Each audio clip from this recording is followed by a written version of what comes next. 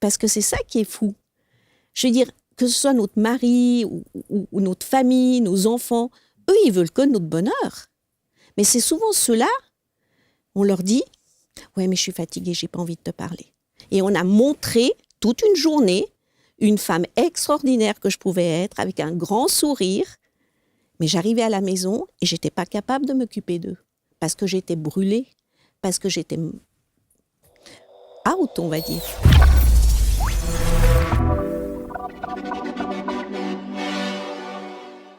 Chers amis, bienvenue. Voici une nouvelle rencontre avec mon invité qui vient tout droit de Genève. C'est comme ça qu'on dit, paraît-il. J'ai essayé un petit accent qui était très mal positionné, mais peu importe.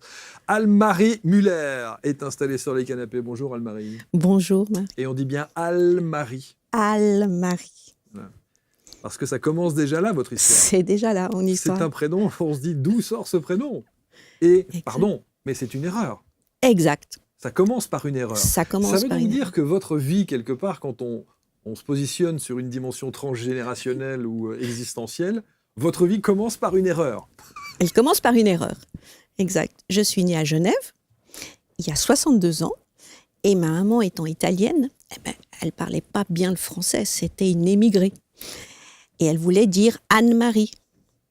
Voilà, le prénom composé d'une banalité totale. Ouais. Les papiers partent en Italie, ils reviennent et on écrit Anne-Marie. Et là, mes parents un peu flemmards ont dit on va le garder. Ceci dit, ça fait votre singularité, c'est une originalité qui est remarquable. Alors au début, je ne la trouvais pas du tout sympathique parce qu'à l'école, j'étais toujours avec les garçons au lieu d'avec des filles parce qu'il n'y a pas de E, donc on ne comprenait jamais dans quel camp on voulait me mettre. Après les années, on dit toujours monsieur, non, c'est madame. Donc ça a toujours été au départ une espèce de point d'interrogation. Par contre, de fil en aiguille, je me suis aperçue que c'était une sacrée force et que ça devenait une unicité. Comment vous avez transformé ça en force ? Parce que je me suis dit, quand on a un problème, on peut toujours imaginer de voir que le problème. Par contre, de dire, mais attends, qu'est-ce que tu pourras en faire pour que ça devienne quelque chose de fort, d'unique, qu'on te connaît, qu'on te retient. Et c'est comme ça que j'ai décrété que j'allais dire que mon prénom, c'est quelque chose d'unique. Et j'en suis aujourd'hui très fière et je remercie mes parents de l'avoir fait. Il vous aura fallu combien de temps pour avoir cette sagesse ? Cette sagesse, une bonne vingtaine d'années. Ah oui, quand même. Donc ça veut dire qu'il y a enfance et adolescence. C'est costaud. Un peu rock'n'roll, comme on dit, quoi. Totalement, totalement. Cette enfance, cette reconnaissance où vous disiez, mais on n'est pas dans les cases, on est différent. J'ai aussi vécu toute la partie du rejet de l'étranger dans un pays comme la Suisse aussi, où alors il y avait le prénom plus le fait d'être italienne, où on nous disait, rentre chez toi, tu n'es pas chez toi ici. Donc, toute cette partie où on a besoin de se construire en tant qu'enfant et on ne l'a pas. Donc, j'ai pris la solution qui était de dire je vais rentrer dans les cases, je vais être quelqu'un de gentil, de parfait, de quelqu'un qui ne bouge pas, qui est dans l'ombre. Mais ça suscite aussi une souffrance. Total, parce que c'est là où je me suis totalement effacée. Et toute ma vie a été cette ambiguïté de dire d'un côté je m'efface, je suis la gentille enfant, ado, jeune femme, bien dans les cases, bien dans ce qu'on leur demande, et de l'autre côté, cette envie d'aller vers la lumière, d'aller vers quelque chose qui est de dire je veux inspirer le monde, moi, je veux faire en sorte que les gens se disent non, vous êtes comme vous êtes, mais vous êtes déjà des gens merveilleux, donc faites-le. Et il m'a fallu du temps, parce que je crois que ce soit le domaine du bien-être, la spiritualité, il faut du temps. Oui. On oublie des fois ça actuellement dans notre... expérimenter, et vous dites, cesser de faire, exact, mais d'incarner. C'est ça, voilà. C'est ça. Alors, on va voir votre parcours de vie, l'expertise, votre méthode. Alors, c'est la méthode un peu à l'italienne ? Non, pas vraiment. Le mot à l'italienne, alors j'aurais bien voulu ciao, voilà, ça c'est bien après. C-I-A-O. Exact, on va en parler. Mais le ciao, je dirais, la dolce vita, ma mère m'a tout de suite dit « Attends, calme-toi, nous sommes en Suisse et il faut rentrer dans les cases. » Okay. Donc, j'étais plutôt celle qui disait « On fais pas de vagues. Ouais. Reste à ta place. T'es dans un pays, pour moi, naturellement, mon pays de naissance, mais mes parents d'accueil. Ce qui fait qu'on ne faisait pas de remous dans la famille et on n'était pas les extravagants que quand on passait la frontière et on allait en Italie où la Dolce Vita était bien présente. Mais en tout cas, le fait d'avoir choisi cette méthode avec les acronymes qu'on va voir, mais la méthode Ciao, là, puisque je rappelle, vous êtes coach et on va parler d'intelligence émotionnelle, on va parler de cet accompagnement, c'est un petit clin d'œil à vos racines italiennes. Ah, totalement. Bah oui, évidemment. Totalement. Mais elle est venue, alors il y a toujours, aujourd'hui je suis une femme qui vit pleinement comme j'ai envie, hein, ça c'est sûr. C'est une de mes signatures, je bois tous les jours un cappuccino, où que je sois. Ça c'est quelque chose qui pour moi est dans mes racines et c'est une belle histoire aussi d'où est venu ce cappuccino. Et Ciao est rentré dans cette démarche, c'était que j'étais en train de boire un cappuccino. Et je me suis dit, mais attends, Ciao, c'est tellement évident pour moi.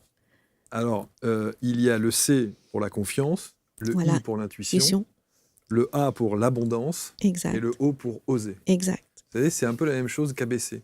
ABC, c'est le A de audace, le B de bravoure et le C de créativité. Magnifique. Ou alors le B de bien-être ou bienveillance, enfin, peu importe. Mais ça vient d'une histoire comme ça exact, aussi. Non, exact. On a un petit point commun là-dessus. Alors, on va voir la coach que vous êtes aujourd'hui. Coach leader en intelligence émotionnelle et transformation du leadership humain. Ça,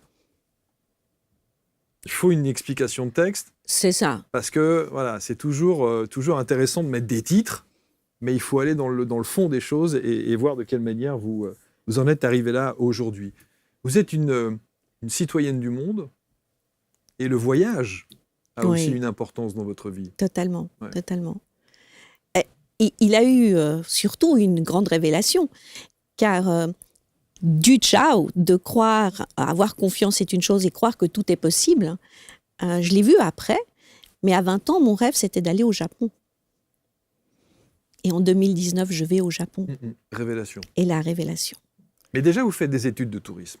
C'est ça.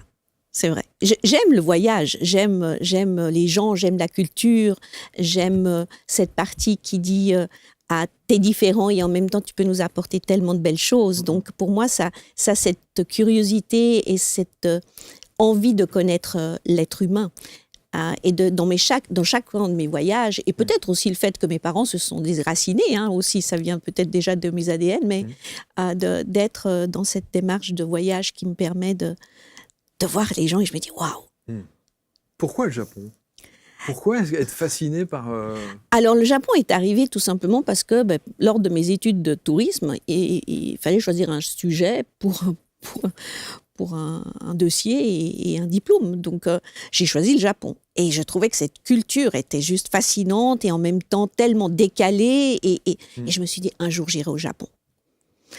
Et le fait d'aller au Japon en 2019 m'a permis aussi... L'histoire derrière le Japon est forte parce que j'ai pu aller au Japon par une histoire qui n'était pas drôle parce que c'est tout simplement des personnes, des jeunes gens que j'ai accueillis chez moi qui m'ont cambriolé et qui m'ont pris mes bijoux, mes valeurs. Et un an après, on me dit « Est-ce que tu aimerais aller au Japon ?» Et mon mari me dit « Écoute, de toute façon, tu t'es dit que tu t'achèterais plus de bijoux. Prends cet argent et va au Japon. » Et au Japon, j'ai eu cette révélation parce que moi, j'ai toujours eu l'impression d'être coupable d'avoir séparé mes parents par une blessure, cette injustice. Expliquez-nous, parce que vos parents sont divorcés ? Oui, mes parents sont divorcés et il y a toujours eu dans notre famille beaucoup de violence. Et pour sauver ma mère, moi, j'ai pris ma mère et je lui ai dit « Mais non, on s'en va ». Et j'ai toujours eu le sentiment de culpabilité de dire j'ai séparé mes parents. Ça fait beaucoup de culpabilité chez vous. C'est ça. Culpabilité du déracinement par rapport à vos origines italiennes. Voilà. Culpabilité de dire je suis italienne dans un pays étranger mais qui m'accueille donc on ne fait pas de vagues. Voilà. Culpabilité avec l'école, le cursus scolaire parce qu'effectivement il faut être plutôt discrète. Ça fait beaucoup. C'est ça. Et tout ça, il fallait que je le travaille. Et je ne savais pas comment. Je ne savais pas, moi, comment faire cette histoire dans le développement personnel ou dans le coaching. Comment je travaille ça, moi ? Et il y a eu vraiment, en 2019, cette révélation là-bas de dire « Mais t'es coupable de rien, ma fille. » Comment est-ce qu'au Japon, vous ressentez ça de telle sorte que vous puissiez vous dire « Déculpabilise-toi, tu n'es coupable de rien ». J'arrive dans un temple, l'émotion part, elle monte, je me mets à pleurer. Je me balade dans ce magnifique temple d'argent à Kyoto. Et j'arrive au bout et je dis, mais je sais pourquoi je suis née, pour faire du bien aux gens. J'ai eu cette renaissance-là. Et ça, c'est 2019. Hein. Ça, c'est 2019. Donc c'est tard. C'est ça. Et là, j'ai dit, à partir d'aujourd'hui, Anne-Marie, tu n'as que cette mission, aider les gens faire à du être bien heureux. aux autres. Exact. Tout ce qu'on n'a peut-être pas pu vous faire à vous. Exact. Mais c'est aussi grâce à tout ce que j'ai vécu qu'aujourd'hui, je suis capable d'écouter les gens, de les comprendre, de les emmener vers ce bien-être, cette sagesse ou ce calme, cette sérénité qu'ils pourraient avoir. Si je n'avais pas vécu tout ça, je ne serais peut-être pas capable et je serais plutôt avec les termes qu'on a dit au début, leadership humain, intelligence émotionnelle, qui sonnent très bien mais qui ne sont pas forcément... Ça veut dire que le secteur du tourisme dans lequel vous étiez, vous y êtes jusqu'en 2019 alors? Oui, beaucoup d'événementiels. Ouais. D'accord, j'ai travaillé pour des groupes hôteliers sur Genève. J'ai beaucoup travaillé l'événementiel aussi dans le domaine du tourisme. Mais ma mission a été l'événementiel. Mais de nouveau, maintenant avec le recul, j'ai fait un métier de l'ombre. Oui. Mais je voulais être dans la lumière. Et vous y êtes là. Et j'y suis. Voilà. J'y suis. Alors 2019, ce voyage au Japon, sauf que on dit souvent, et tous ceux qui s'installent là nous relatent ça régulièrement, c'est-à-dire qu'on a le sentiment que quand on n'est pas aligné avec nos principes de vie, nos valeurs, ou que l'on n'entend pas ce que la vie nous dit, eh bien la vie se charge de nous le faire comprendre, physiquement, psychologiquement, psychiquement. Et vous, il y a quand même 2 événements en 2001-2016. Sympa. 2001, dépression. Total. Et l'AVC. L'AVC, en 2016. Oui. Donc là, on sent que le corps, là pour le coup, il vous dit, mais il va peut-être falloir que tu comprennes que c'est pas ça. Ton mode de vie, c'est peut-être pas nécessairement que l'événementiel, ou que même si vous étiez peut-être épanoui dans le milieu dans lequel vous étiez. Totalement, on le comprend. Alors sur le moment, quand ça arrive, c'est sûr, on se dit, mais qu'est-ce que c'est encore ce truc et pourquoi nous souvent, on entend, oui, mais j'ai tout fait bien et pourquoi j'ai un burn-out? Ou pourquoi je fais une dépression? Et c'est typiquement, c'est parce qu'on ne s'écoute pas. On ne s'écoute pas. Et étant un peu têtue de tempérament, donc automatiquement derrière, je dis, ça va aller. Moi, je suis la femme, la warrior. J'ai traversé tellement de trucs. À quel moment tu vas me faire penser que je ne peux pas continuer à avoir une vie privée, une vie professionnelle, tout va bien, la vie est belle. Non, mon corps, il est en train de me dire, si tu t'arrêtes pas, je t'arrête. Ok, t'as pas compris, je t'arrête. 1 an de dépression. Et au départ, j'y allais pour ma fille chez une psychologue. Et la psychologue, elle me regarde et elle me dit, Madame, c'est pas votre fille qui a besoin, c'est vous. C'est vous le problème. J'ai pas aimé du tout. Et par mon tempérament, je lui dis, mais pas du tout. Il me dit, Madame, je ne soigne pas votre fille. C'est vous. Sinon, rien. Quelle était la conséquence sur votre fille pour que votre fille en arrive à aller chez un spécialiste? La même chose, un manque d'écoute, passer toujours les valeurs de l'entreprise avant mes valeurs. Alors j'avais des beaux mots, ma valeur, ma famille, c'est toujours la première. C'est pas vrai, c'est pas comme ça que j'ai fait. J'ai fait exactement le contraire. J'ai fait un événement, mon fils il était à l'hôpital, il avait failli perdre sa jambe. Je n'étais pas à côté de lui, j'étais en événement. Donc, la même chose par rapport à... On parlait du Festival du Rire. Ma fille avait 1 an. Je n'étais pas à côté d'elle, j'étais au Festival du Rire. Et je priais le bon Dieu pour éviter et pour voir et être sûre que je puisse la voir marcher. J'écoutais rien. Encore moins moi. Mais par contre, ce manque d'écoute que j'avais, j'en voulais aux gens quand ils ne m'écoutaient pas. Ah oui, mais Anne-Marie, si tu ne t'écoutes pas, comment tu veux qu'on t'écoute? Ça veut dire qu'aujourd'hui, vous avez, en tant que coach et spécialiste justement de cette intelligence émotionnelle, vous avez la certitude, vous pouvez nous dire et avoir la certitude que le corps parle au point de vous scotcher si vous ne comprenez pas ce qu'il dit. C'est sûr. Ouais. Parce que 2016, je recommence. Beaucoup moins fort, parce que j'avais encore appris 2-3 petites choses déjà. Mais je fais. Ce jour-là, je m'en souviens, je m'étais pris la tête, vraiment, par une situation qui me dérangeait. je tombe. Ma fille me prend, de nouveau ma fille, me dit « Maman, je crois que tu vas pas très bien, viens, je t'emmène à l'hôpital. » AVC, pouf, terminé. Et là, j'ai eu le choc, vraiment. Là, j'ai dit stop. Parce que quand on fait les analyses, et je dis, c'est ça que tu donnes à ta famille? Un légume? J'ai dit non. J'ai beaucoup de chance, merci. Merci la vie. Parce que ce n'est qu'un avertissement. C'était que de nouveau qu'un avertissement. J'ai pas de séquelles, j'ai rien, tout va bien. Et de nouveau, prendre conscience qu'on fait passer des choses sous prétexte qu'on doit montrer aux gens d'être bien, en dépend de notre vie, et surtout des gens qui nous aiment le plus au monde. Parce que c'est ça qui est fou. Je veux dire, que ce soit notre mari ou notre famille, nos enfants, eux, ils veulent que notre bonheur. Mais c'est souvent ceux-là, on leur dit « Ouais, mais je suis fatiguée, j'ai pas envie de te parler. » Et on a montré toute une journée une femme extraordinaire que je pouvais être, avec un grand sourire, mais j'arrivais à la maison et j'étais pas capable de m'occuper d'eux, parce que j'étais brûlée, parce que j'étais out, on va dire. Et eux, ils sont restés là, gentiment, à m'écouter, à être à mes côtés. À supporter, en silence. Ah, j'ai dit là, il y a un petit couac qui va pas du tout dans l'histoire.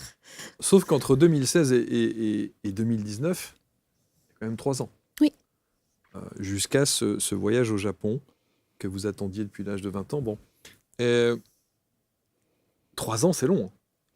Alors là, j'ai commencé à m'intéresser à tout ce qui était développement personnel, à me dire, il doit y avoir d'autres choses à apprendre quand même. Il y a peut-être une autre issue. C'est une petite issue différente. Il y a peut-être un truc, ouais. Bêtement, j'ai commencé à manger et à m'intéresser au développement personnel, à lire énormément de bouquins. Et en même temps, plus je les lisais, plus je me disais, non mais c'est pas comme ça la vie. Parce que je trouvais aussi que dans les bouquins, c'était trop simple. C'est pas comme ça la vie, du tout. Je veux dire, c'est facile de dire 30 jours pour avoir confiance en soi. Oui, le reset des 21 jours. Voilà. Moi, il m'a fallu 20 ans. Donc, on en parle. Comment ils font, eux? Non, c'est pas vrai. C'est pas vrai. Vous avez tellement raison. D'accord. C'est pas la réalité, ça.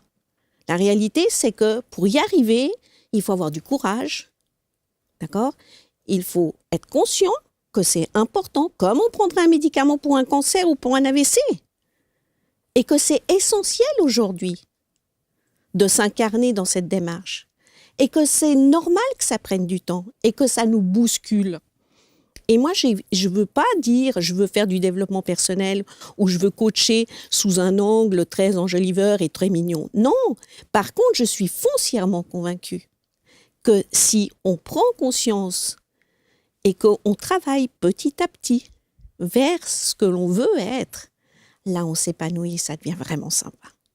C'est ça. Mais alors, est-ce que ça veut dire ces 3 ans qu'il m'a fallu et la révélation en 2019 où je dis au Japon. Mais c'est bien sûr. Mais ça veut dire que votre accompagnement, il y a pas vous mettez tout de suite les pieds dans le plat en disant il n'y a pas de baguette magique, je ne vais pas régler votre histoire ou en tout cas votre problématique entre guillemets en 30 jours. Quoi. Oui, alors ça c'est exclu que je puisse dire ça à qui que ce soit qui vient devant moi en coaching, que ce soit en coaching en entreprise, parce que je coach dans le domaine du bien-être, la santé mentale des collaborateurs au sein d'entreprises, que ce soit des personnes, je ne suis pas là pour leur donner une baguette magique, non.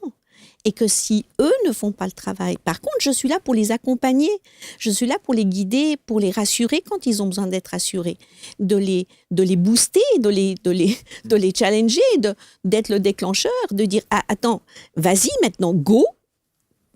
Oui, mais j'ose pas. Ou on se raconte une belle histoire. Non, arrête de me raconter des histoires. Vas-y. Parce qu'au bout, c'est sympa. Mais ça te demande du courage d'y aller. Et moi, ça a toujours été mon credo parce que j'ai de la peine avec toutes ces promesses qui n'en sont pas et je trouve que ça fait plus du mal qu'autre chose. Parce que c'est comme si on disait, oui, mais notre vie, c'est tellement facile, on peut tellement la resetter quand on veut. C'est pas comme ça. J'ai assez l'âge maintenant de le dire que c'est pas comme ça. Il y a donc ce voyage au Japon en 2019. Vous revenez avec cette certitude presque, cette conviction. Qu'est-ce que vous allez faire dans la foulée alors du voyage ? Alors, à la foulée du voyage, j'avais 2 espaces de coworking, je les ai fermés. Parce que je suis quelqu'un qui, quand est convaincu d'une chose, je la fais. Mais vous rentrez chez vous et vous dites à mes votre famille, coworkers, c'est fini. C'est ça. À ma famille, à mes coworkers, je dis, écoutez, dans 3 mois, on arrête. Wow. Transformation. Et en même temps, la vie, elle me fait les choses comme elles doivent être faites aussi, parce qu'il y a 2020 et je lâche mes espaces de coworking avant 2020. Évidemment. Donc, que le bonheur. Évidemment. Que le bonheur. Et là, je me suis reprise. Je me suis formée. Je me suis formée par François Lemay pour tout ce qui est pleine conscience. Je me suis formée avec Martin Latulippe pour tout ce qui est infopreneur, parce que c'était pour moi un autre métier. Je ne connaissais pas. Moi, j'avais l'habitude du terrain. J'avais pas besoin de... J'étais une femme de terrain. Je n'avais pas ce monde virtuel et digital. Nos amis québécois. Voilà, c'est ça. Et de là, de nouveau, quand je me suis rendu compte que, à vrai dire, j'avais mis des espaces de coworking de nouveau pour une question de reconnaissance qui servait absolument à rien. Je ne faisais pas pour moi les espaces de coworking. Je faisais parce que je voyais des gens heureux et je leur donnais un espace heureux. Mais moi, là-dedans, je gagnais quoi? À part, bien sûr, votre vie. Ma vie, mais là-dedans, non, de nouveau, j'étais pas encore ce que j'appelle totalement alignée et dans ma mission. Et c'est pour ça que j'ai dit, on va arrêter.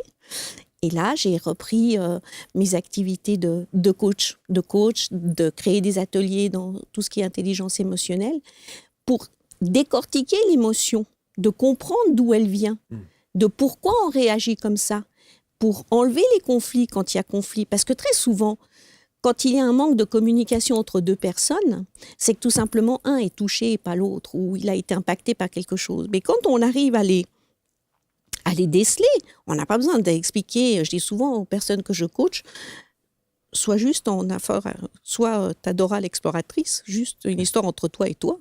Mais une fois qu'on le comprend, on peut passer la zone de turbulence avec beaucoup plus de facilité.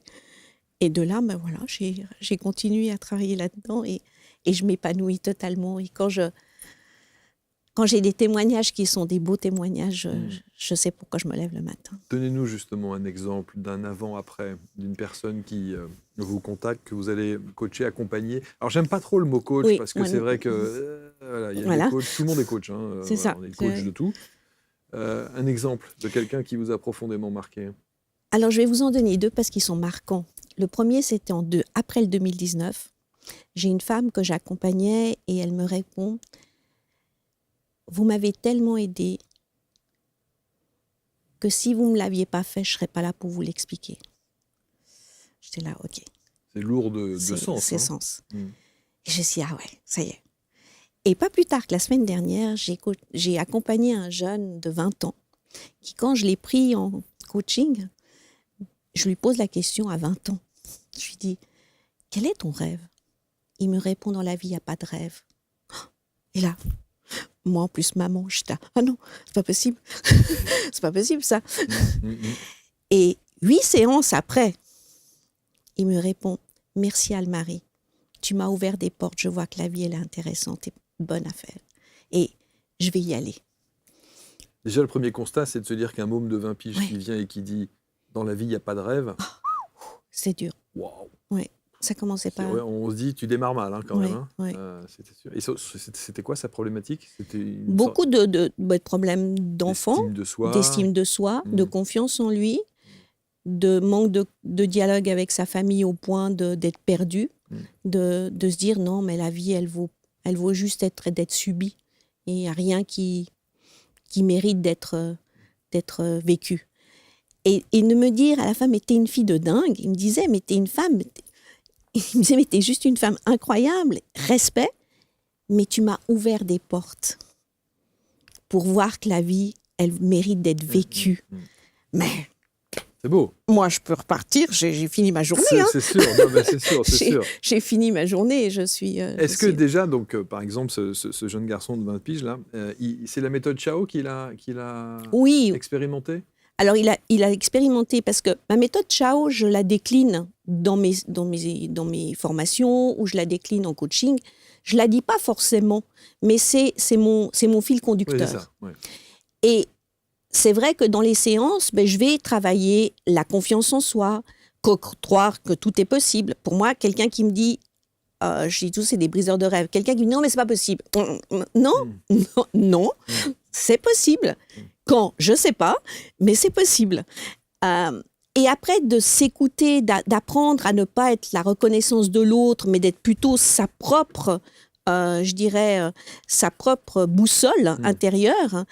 Ben voilà, durant toutes les séances de coaching qui sont en général, typiquement pour les entreprises sur 8 semaines, disons 8 séances de 2 heures, je vais travailler ces 4 modules et de oser. Et typiquement, même pour un particulier, je vais aller lui dire, maintenant, go, vas-y, ose.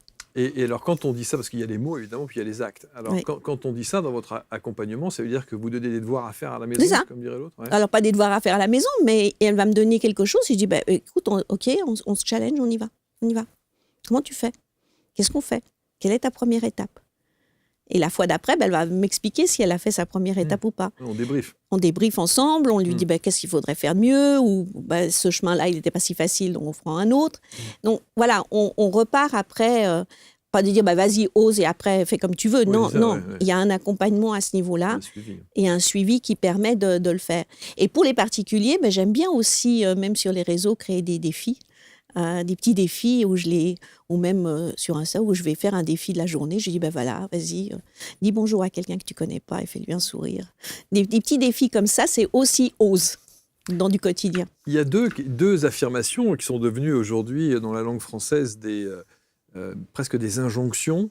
Et je voudrais avoir votre avis là-dessus. Quand on dit, est-ce que vous croyez au quand on veut, on peut? Vous croyez à ça? Totalement.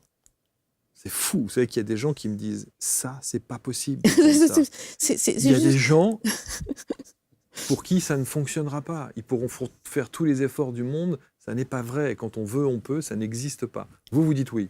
Je dis oui. Toute ma vie, ça a été ça. Je voulais faire de l'événementiel, j'ai fait de l'événementiel. À 20 ans, je voulais aller au Japon, je suis allée au Japon. Je veux passer à ABC Talk, je suis à ABC Talk. D'accord, donc à un moment donné, non, c'est aussi compliqué. Il y a des gens qui n'oseraient pas. À un moment donné, ça demande bien sûr du courage, d'y croire, mais d'y croire d'une manière inconditionnelle. J'ai toujours mon mari qui est exactement l'opposé de moi, mais c'est aussi ce qui fait la richesse de notre couple. Lui, il dit non. Je dis mais comment tu peux dire non? C'est bien sûr, je respecte ce que tu dis. Par contre, je suis foncièrement qu'on va y arriver. Parce qu'au moment où on se donne cette énergie et cette fréquence d'y croire, d'être totalement avec cette vision-là, la seule chose qu'il faut garder en tête, c'est que ça peut prendre du temps. Et l'être humain n'aime pas attendre. Il veut tout de suite. Ça n'existe pas.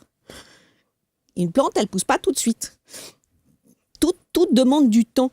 Et on a tendance un peu à l'oublier. Moi aussi, Dans certains de mes domaines, je suis peut-être un peu impulsive et je serais plutôt du style non, je veux tout de suite. Mais vous êtes résolument optimiste.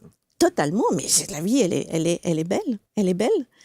Seulement, il faut se la rendre belle parce que c'est pas quelqu'un, c'est comme moi, je suis beaucoup dans la loi d'attraction. Je vais vous donner juste une anecdote qui m'est arrivée hier. J'en parlais avec une amie. Hier, je prends le train à Genève et je vais boire un café, mon fameux cappuccino. Et je me dis, tiens, j'ai une amie que j'aime énormément qui travaille pas très loin. Je dis, peut-être je vais l'appeler pour savoir si elle vient boire le café. J'arrive, elle était devant moi. Qu'est-ce que vous voulez que je vous dise? C'est normal. C'est normal. D'accord? Ok, on peut dire que c'est le cadeau de la vie. On peut dire ce qu'on veut, mais si automatiquement on part sur l'optimisme, mais j'aurais pu aussi me dire, ouais, mais je vais pas la déranger, et je vais pas lui téléphoner, et bon, elle va pas peut-être vouloir venir. Je me mets plein de freins qui servent absolument à rien, là. Si elle vient, elle vient. Si elle vient pas, c'est tant pis. C'est bon aussi. Donc, c'est là où je pense que le croire tout est possible, c'est pas être dans un monde de bisounours. C'est pas de croire que tout est beau. Malheureusement, la vie, elle nous montre aussi que des fois, il y a des choses qui sont pas belles et qui font beaucoup de mal et qui nous font... Moi, ça me rend triste aussi.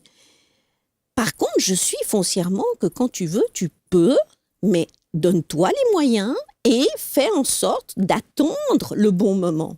Avec un peu de patience. Avec un peu de patience, avec des dextérité, et avoir le courage de dire « Ah, peut-être que tu t'es trompé. Redescends, repartez. » Ça, c'est aussi souvent les gens ils disent quand il y a un échec, c'est dramatique. Non, l'échec permet juste de dire attends, tourne. Mais au cœur du développement personnel, il y a aussi un truc, et je pose souvent cette question, c'est quelle différence vous faites entre le fait de rester focus, on dit souvent ça, tu as un objectif, reste focus, et quelle différence il y a entre le fait de rester focus et l'entêtement?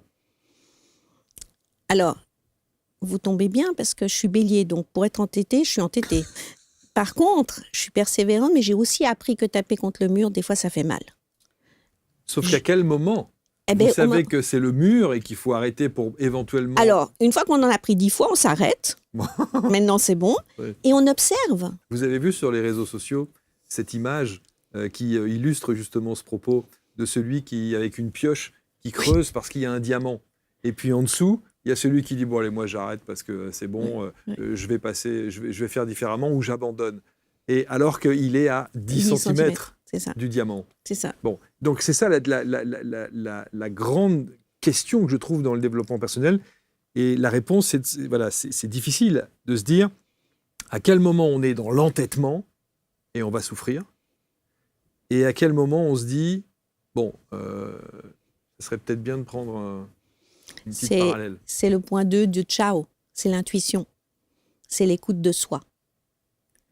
Apprendre à s'écouter, ça apprend à avoir cette humilité de ne pas être entêté. C'est apprendre à dire, là tu ferais quoi vraiment? C'est quoi que tu veux? Est-ce que tu as peur? Est-ce qu'on a besoin de se sentir en sécurité? Est-ce qu'on a une petite vibration qui dit non mais vas-y pas là? Mais comme on n'a jamais appris à s'écouter, on ne nous l'a pas vraiment appris, mais ça se développe, cette intuition. C'est pas magique, et je vous reprenais l'exemple de ma copine hier, c'est pas magique, on n'est pas dans la magie, on n'est pas dans cette... Moi j'adore la loi de l'attraction, c'est pas un problème ça, mais on est là, dans le mot loi attraction et le mot action. Donc déjà par principe, on n'est pas en train d'attendre que quelque chose nous tombe tout cuit devant nous. Par contre, de percevoir les choses, de les comprendre, de dire ah mais si tu vas là-bas, tu vas prendre cher. Et ça c'est le côté que je faisais très très facilement. D'accord, je fonçais et je regardais pas ce qui se passait derrière et je regardais pas ce que j'allais me brûler les ailes. Et comme je me suis brûlé les ailes plusieurs fois, je me suis dit maintenant apprends à t'écouter. Et aujourd'hui, qui que ce soit ma famille ou n'importe qui, la première chose, je vais m'écouter. Je pars par moi. Je commence par moi. Qu'est-ce que tu ressens? Est-ce que ça te parle? Est-ce que c'est quelque chose qui te va en vibration avec toi-même? Oui, non. Si c'est non, c'est non. C'est non. C'est bon. Mais avant, j'osais jamais dire non. Sauf que quand vous prenez cette dimension de l'intuition, et là aussi, il y a un grand débat entre l'intuition et l'ego. C'est ça. Mais l'ego... Qu'est-ce qui est de l'ordre de l'intuition? Qu'est-ce qui est de l'ordre de l'ego? Au moment où vous rentrez dans le cœur, vous êtes dans l'intuition. Si vous mettez l'ego, vous êtes sur la tête. Ouais, la tête ne parle pas. Au moment où vous dites il faut rentrer dans le cœur, ça, c'est une dimension extrêmement abstraite. Bien sûr. Qu'est-ce que ça veut dire rentrer dans le cœur? Toujours pareil. Hier, on a enregistré une émission avec quelqu'un qui nous dit mais il faut parler avec le langage du cœur. Mais qu'est-ce que tu racontes? Alors je dirais, oui, totalement. Je vais essayer. Non, mais, je vous pousse un peu dans votre tranchement. Quel bonheur mais qui, voilà, qui fait toute la belle richesse. Je vais utiliser un autre terme. Quand vous allez quelque part et qu'il y a quelque chose dans votre corps qui vous dit « Ah, je ne suis pas bien là », ça c'est de l'écoute. Du cœur. Vous l'appelez comme vous voulez, mais c'est de l'écoute. Et souvent, on se dit « Ouais, mais on ne peut pas le faire ça ». Parce que Pierre, Paul, Jacques ou Jean va dire « Ouais, mais qu'est-ce que tu fais ? Et on va le faire quand même. Et arrivé au bout, c'est faux. Et là, on se dit « Ouais, mais on aurait dû nous écouter. » Oui, mais pourquoi tu t'es pas écouté avant ? Et c'est ça, pour moi, l'écoute du cœur. C'est pas celle où je respire, où je suis bien, où je suis en méditation aiguë. Non, c'est pas celle-là. C'est celle de dire, vraiment, sois intuitive, sois à l'observation. Mais comme un enfant le fait très bien, moi, je dis toujours ça. Un enfant, s'il n'est pas d'accord, il ne le fait pas. Mais par contre, il dit, ouais, mais tu sais, c'est pas bien. Non, c'est nous qui sommes maintenant plus en phase avec la réalité. Parce que si nous ne sommes pas d'accord d'un truc, à quel moment on va le faire? Pourquoi on le fait? Et ça serait peut-être la deuxième partie de l'écoute. Pourquoi le fais-tu? Pourquoi faire? Pourquoi? Pas pour les autres, pour être bien, pour avoir une référence, pour être reconnu. Ça fait toujours plaisir. Moi, j'ai toujours quelqu'un qui me dit « t'es super », je suis contente, c'est l'ego. Mais moi, j'ai envie de quoi? Est-ce que j'ai envie d'aider les gens? Est-ce que j'ai envie d'avoir un moment de sécurité pour moi? J'ai envie de me mettre dans mon monde. Et pourquoi je ne le ferais pas? Sous prétexte que je dois être bien? Non, ça, c'est plus possible pour moi.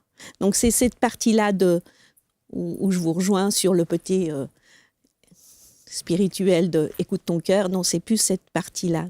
C'est vraiment être le petit enfant que nous sommes. On a tendance un peu à l'avoir oublié.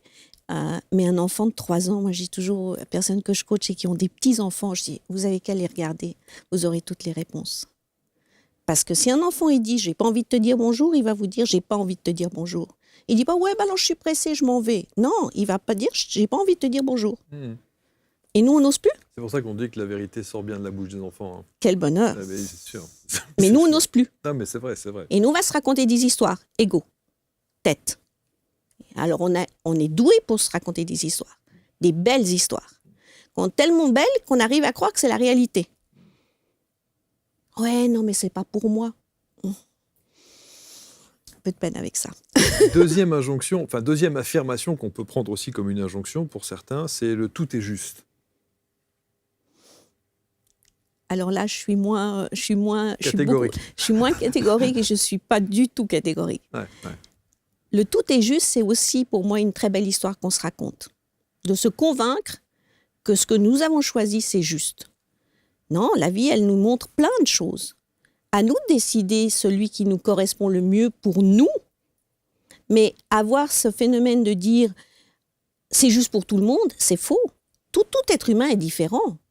Donc, c'est peut-être juste pour moi, mais ça ne l'est pas pour vous. Donc, à partir du moment où on ose affirmer d'une manière catégorique ce que je fais est juste ou tout est juste, non. Par contre, la vie nous montre qu'à des moments, si on prend tel chemin, fait sur plusieurs personnes avec plusieurs unicités, on arrive au même résultat. Donc là, on peut peut-être considérer qu'il y a peut-être quelque chose de juste. Mais ça revient aussi sur toute la partie des croyances. Les croyances limitantes deviennent une vraie réalité. La croyance qu'on s'est formée, typiquement, on parlait tout au début de mon enfance, de croire qu'il fallait que je reste dans les cases, que je sois quelqu'un de gentil, que ci, que ça, c'était une croyance qui est devenue mon mode de fonctionnement. Si maintenant j'ai remis ça en compte, je suis beaucoup plus libre. Mais je peux aussi comprendre que l'autre ne soit pas au même niveau que je suis et que pour elle, c'est juste ce qu'elle est en train de faire. Donc, le côté empathique et bienveillant, il est là pour moi. C'est d'accepter qu'il n'y a pas une réponse et que le tout est juste dépend de notre perception et de où nous en sommes dans notre vie. Et la variante de ce tout est juste, c'est que vous en avez derrière qui rajoute tout est juste et rien n'est grave. Même chose. La perception du rien n'est grave, elle va dépendre de comment on le vit, de où nous en sommes dans notre vie. Quand on a quelque chose qui nous touche, on peut estimer que c'est grave. Mais une fois qu'on arrive à prendre un peu de hauteur et d'avoir cette écoute de soi, de dire, mais au fait, pourquoi tu dis que c'est grave? Qu'est-ce qui est grave là-dedans? Et la personne va peut-être dire, oui, mais moi je me sens mal avec ça, je trouve que c'est très grave ce qui m'est arrivé.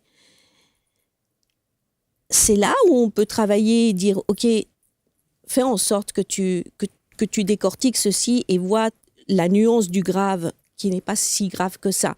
Et après, il y a des choses qui sont graves. Je veux dire, dans le monde, on a 2-3 trucs là qui sont pas très sympas et qui, là, on peut estimer que c'est grave. Mais maintenant, les enfants, alors, j'ai été enseignante pendant de nombreuses années et beaucoup de parents mettent beaucoup de pression auprès des enfants sur leurs résultats en disant c'est grave. Mais non, c'est pas grave qu'ils réussissent pas. Je disais à une maîtresse d'école à mon fils, quand il était petit, on lui déchirait la feuille. C'est quelque chose que, ça résonne encore pas juste, même s'il a 25 ans, ça résonne encore pas juste. Et ça crée des traumas. Exact. Ça crée des traumas. Énorme. Et j'ai été vers elle. Et je lui dis, mais écoutez, pourquoi vous avez déchiré la feuille de mon fils? Elle me dit, parce qu'il a mal écrit, c'est grave. Il a utilisé le mot grave. Alors je lui ai répondu, parce que j'ai cette chance de pouvoir répondre dans ce sens-là, je lui dis, quand vous ratez un repas, est-ce que c'est grave? Et est-ce que vous le mettez à la poubelle? Ou vous le rattrapez et vous dites, je suis désolée? Ah, c'est pas la même chose? C'est la même chose. Alors je lui dis, je vous invite, madame, à partir d'aujourd'hui, de coller la feuille de mon fils et de lui demander de réécrire. Mais en aucun cas de déchirer. Ça, c'est le phénomène du grave.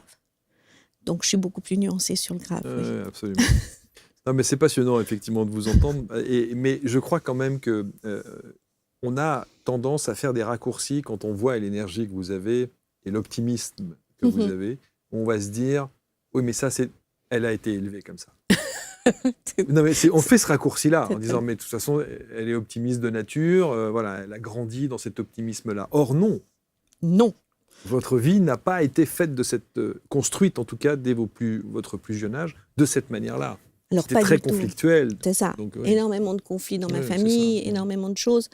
Par contre, j'ai eu cette chance-là d'avoir une mère, malgré qu'elle a été des moments pas très sympathiques avec moi, d'être une mère qui m'a toujours poussée à dire vas-y, essaye. Elle a eu ça depuis son jeune âge et elle me l'a transmis. Et vas-y, qu'est-ce que tu risques? Rien. Et mon père aussi, parce que comme ils ont fait fortune après leur année difficile, a été cet homme qui disait tout est possible, je vais y arriver. Alors, il n'y est pas arrivé avec beaucoup de facilité non plus et un peu maladroit dans sa manière d'être. Par contre, il m'a montré que j'en étais capable, sans forcément me le dire. Alors, à un moment donné, je me suis challengée avec lui. Je lui ai dit, si toi, tu y es arrivé, moi, je vais y arriver. Et c'est peut-être là mon côté optimiste et cette persévérance de dire que la vie, elle peut me donner ce que je veux par rapport à ça. Parce que j'ai aussi eu des parents qui m'ont permis, malgré beaucoup de problèmes, m'ont permis de dire, mais vas-y, tu peux y arriver. Ce qu'aujourd'hui, vous répercutez, ou vous avez répercuté sur vos enfants? Totalement. Ma fille est à Miami, elle a quitté un travail magnifique en Suisse. Elle est partie d'abord travailler à Cancun, au Club Med, puis maintenant est à Miami. Elle me disait, je ne suis pas heureuse à Genève. Je gagne très bien ma vie, bien sûr, mais je ne suis pas heureuse. Alors évidemment, ça ne peut que résonner chez vous. Et j'ai dit, vas-y ma fille. Bien sûr. Vas-y. Et mon fils, je lui disais, crois en toi, tout est possible. Ne te laisse pas démonter par des gens qui essayent de te mettre dans des cases. Tu fonctionnes différemment. Tu as un art. Il est artiste, il est graphiste. Je dis, vas-y. Non, je ne suis pas d'accord que tu penses que tu es différent et que c'est une tare. Non, go, vas-y, fais. Épanouis-toi, fais ce que tu as envie. Alors, je sais que dans les commentaires sous la vidéo, il va y avoir le tout est possible. On va nous dire, oui, mais que faites-vous? Quid de la maladie? Quid du handicap? Quid de ceci et cela? Et ce qui est vrai. Est-ce que véritablement tout est possible quand on se retrouve dans ce cas de figure-là que je viens d'évoquer? Oui. J'ai un ami, en 2018, il a fait un AVC et il n'a pas eu la chance que j'ai eue. Aujourd'hui, il marche. Il a beaucoup de chance parce qu'il n'a pas perdu son côté mental. Il a le bras gauche qui est handicapé. Mais il m'a dit, Anne-Marie, je marcherai un jour. Il marche. Et quand on a un handicap qui malheureusement ne va pas dans ce sens, on peut en faire bien sûr quelque chose où on est encore coupable, on est victime. Je ne dis pas que sur le moment c'est dur, bien sûr. On prend ça, on se dit maintenant la vie elle est en train de me faire quoi là? Mais on peut se dire attends mais t'as vu, tu es en vie, tu as une famille, tu as plein d'autres choses que tu peux faire différemment, bien sûr. Alors pour moi, la plus grosse souffrance, c'est ce qu'on vit avec des guerres. Ça c'est une vraie souffrance. Et là, on est maître de rien du tout. Je veux dire, il y a du pouvoir qui se met en main et il y a plein de gens qui meurent. Et ça, oui, là, je suis totalement d'accord que ça, c'est pas possible. C'est douloureux et que malheureusement, on peut pas faire le tout est possible. Mais le reste, tout est possible. dans nos vies, dans ce que nous vivons, dans la chance qu'on a de vivre dans des pays qui ne sont pas en guerre, qui ne sont pas en train de se détruire, d'être dans des enfants qui n'ont pas à manger. Je veux dire, nous, on est chanceux, faut pas se voiler la face. Par contre, beaucoup de courage, oui. Et c'est dans ces commentaires qu'ils diront « Oui, mais c'est facile de dire. Est-ce que tu l'as fait ?» Je leur lance le défi. Votre accompagnement, on a vu, alors il est assez multifacette, c'est-à-dire qu'il y a le monde de l'entreprise, il y a évidemment adultes, et les jeunes adultes, et même plus jeunes encore ? Non, alors je m'arrête sur des jeunes adultes. Ok. Comme j'ai enseigné en université sur des jeunes adultes qui ont entre 18 et 25 ans, c'est là où je me sens le plus à l'aise. Mais alors, oui, mon tout est possible. J'aimerais que des personnes le travaillent depuis... D'ailleurs, qu'est-ce que vous aimeriez de plus aujourd'hui ? Qu'est-ce qui vous manque dans votre vie aujourd'hui ? Oui, ce qui me manque, c'est de voir que des petits-enfants, des jeunes enfants, en primaire, en secondaire, ils osent remettre tout en cause et dire « mais votre modèle, là, il ne fonctionne pas » et de les voir grandir avec ce « tout est possible », ça me plairait beaucoup. Je partirais tranquille en me disant « chouette, la génération suivante ou les prochaines auront enfin compris ce que on ne nous a pas appris ». Il faut toujours... Moi, j'ai une grande espérance sur la nouvelle génération. Totalement. C'est de se dire, faites pas... Ne faites pas. En même temps, qu'est-ce qu'on leur laisse ? C'est ça. Mais bon. Est-ce qu'on leur laisse ou est-ce qu'on les challenge pour qu'ils prennent enfin le lead ? Ça m'agace parce que vous avez raison. Vous avez raison de voir la vie différemment ou en tout cas de la prendre par un autre biais. Ben oui, ça c'est les automatismes du coach en développement personnel. Ben oui. C'est ma vie maintenant. Ben oui, bravo. C'est ça, bravo. C'est ma vie. Donc on peut vous consulter. Je suppose que votre accompagnement quand c'est en entreprise, c'est en présentiel, j'imagine ? Oui. Bon. Oui. Et quand c'est des particuliers, on peut... C'est en visio. En visio, ouais. Exact. C'est en visio et là, on travaille sur des modules et on décide du nombre, de l'objectif, ce qu'ils ont envie. C'est pas un objectif entreprise, on est sur... Oui, c'est quoi là, je vais accompagner une femme qui a 75 ans et qui a juste envie d'être un peu sereine, voilà. Il n'y a pas de mission autre que celle de partager des choses et de lui donner des petits tips qui lui permettront d'avoir une vie un peu plus calme que ce qu'elle est en train de... Est-ce que vous avez déjà fait un bilan sur des situations que vous considérez comme des situations d'échec dans vos accompagnements ? Oui. C'est déjà arrivé ? C'est déjà arrivé. Ce sont des gens qui lâchent ? Oui, en entreprise, ça arrive. Parce que c'est toujours le gap, là, c'est l'entreprise qui me mandate. Alors, j'ai la chance d'avoir des entreprises qui me font confiance, donc elles ne me demandent pas des retours personnels du tout. Par contre, la personne, elle se sent au départ en disant « mais moi, j'en ai pas besoin ». Eh oui. Ça commence comme ça. Alors, souvent, les personnes, le conduit du changement, patte arrière. Et les personnes, des fois, mon approche, qui est cette approche humaine, où on va aller quand même pousser un peu loin pour que ça sorte cette démarche de prendre en compte de qui nous sommes, ils ne sont pas prêts. Donc, on arrive à un palier. Donc, vous n'insistez pas ?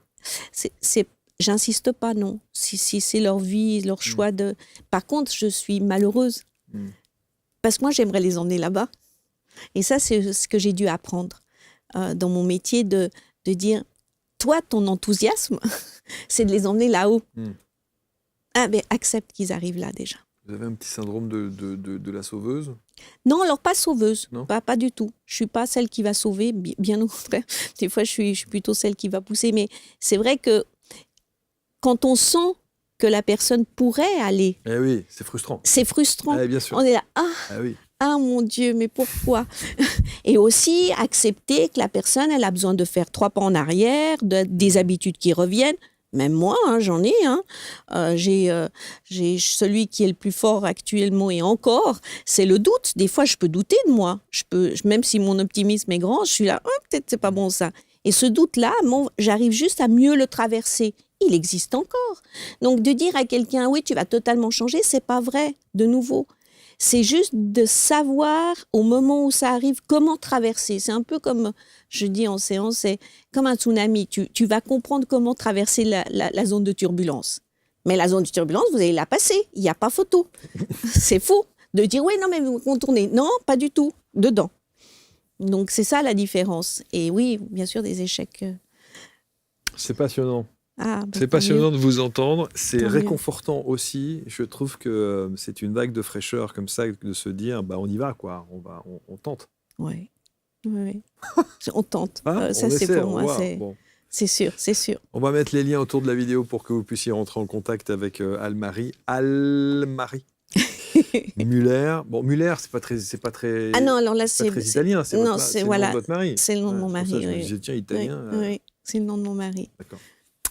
Merci beaucoup, Almarie. Mais avec plaisir. C'était un vrai plaisir de vous entendre. Bonne continuation. Vous repartez sur Genève. Voilà. Bon. Je vais d'abord prendre un peu Un cappuccino à Paris. cappuccino à Paris avec mon ami et ensuite. Bon, un cappuccino à Paris à 14,50 €. Quoique la Genève, c'est pas mal aussi. C'est Donc vrai ça va aller. Ça va aller. Mais avec une Parisienne, elle ne me fera pas aller dans les endroits Dans de les 14 endroits cents. ouais, à 14,90 €. Merci beaucoup. Mais merci. Merci infiniment, Merci. c'était un très bel échange. Vous allez commenter avec bienveillance, comme toujours. Il y a beaucoup d'enseignements, des petits tips comme ça à écouter au travers du discours et de l'expertise d'Almarie. Et je sais que vous ferez appel à ces services si vous en ressentez le besoin, l'appel du cœur. Comment vous avez dit tout à l'heure ? Le langage du cœur. Oui, alors si non on n'aime pas trop juste s'écouter, Voilà, juste écouter, voilà. l'écoute. Oui, l'écoute L'écoute du cœur. du cœur. ou de la tête, s'il y en a, voilà, d'autres qui veulent la tête. Merci Almarie. Merci. À très bientôt pour une nouvelle rencontre. Salut à tous.